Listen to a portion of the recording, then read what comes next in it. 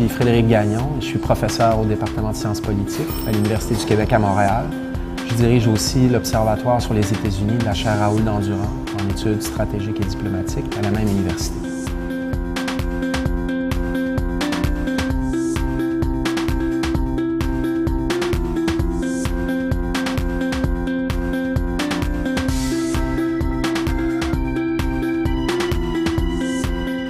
Bien évidemment, là, on a beaucoup parlé du Tea Party. Ben, c'est toujours difficile d'évaluer la puissance d'un mouvement. Bon, certains disent que ce n'est pas un mouvement, c'est pas si organisé que ça.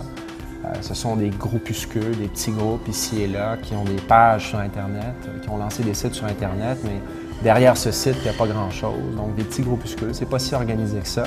D'autres disent non, on a affaire à un mouvement réel. Donc là, il y a un débat sur ce plan-là. Évidemment, du côté de la gauche, on dit, ben, n'exagérons pas trop l'influence et la puissance de ce mouvement, si on peut l'appeler comme ça, qui est le Tea Party. The Tea Party movement is not a top-down operation.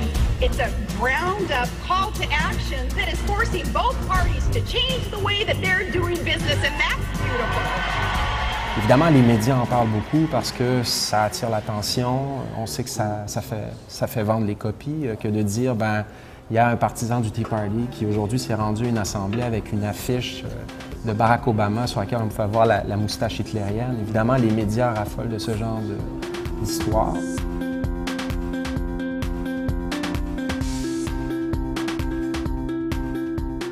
Ben, c'est ça, en 2010, les élections de mi-mandat ont été extrêmement importantes pour les deux partis et pour les démocrates d'Obama, mais aussi pour le Parti républicain. Il y a eu une espèce de réflexion au sein du Parti républicain à savoir ce qu'on veut vraiment faire de ce parti pour les années à venir. Et du côté du Tea Party, ce qu'on a dit est que ce parti n'est pas assez à droite. C'est un défi pour le Parti républicain puisque, justement, les partisans du Tea Party veulent expurger ce parti de ses éléments plus modérés.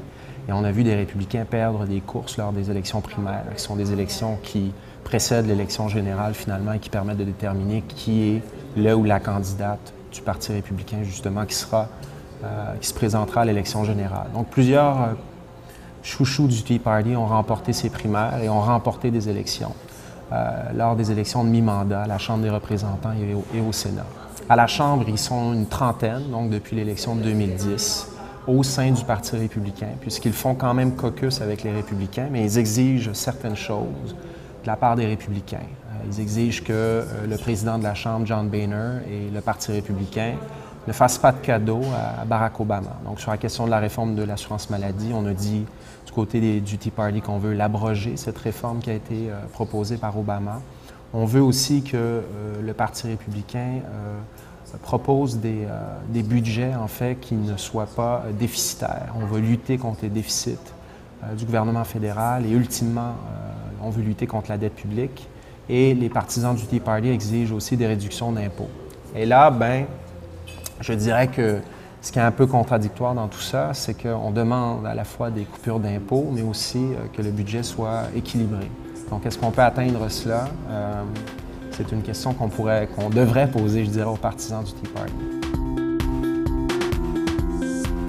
Je pense que le Tea Party peut avoir une grande influence quand même en 2012, peut-être pas en ce qui a trait à l'élection présidentielle, mais si vous regardez, bon, il y aura le soir de l'élection présidentielle encore des élections au Congrès.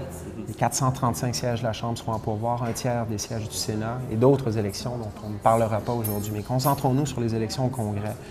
Plusieurs candidates sortants, c'est-à-dire des républicains qui tenteront de conserver leur siège, seront tentés probablement de tenir un discours un petit peu plus à droite pour ne pas faire face à une critique féroce de la part du Tea Party. Et parce qu'en 2010, ce qui s'est produit est que certains républicains modérés ont été ciblés par le Tea Party qui disaient ben, il faut battre ces modérés durant les primaires pour s'assurer qu'à l'élection générale, ce seront de vrais républicains, de vrais conservateurs qui seront là. Et je pense qu'en vue de 2012, ces craintes seront encore présentes.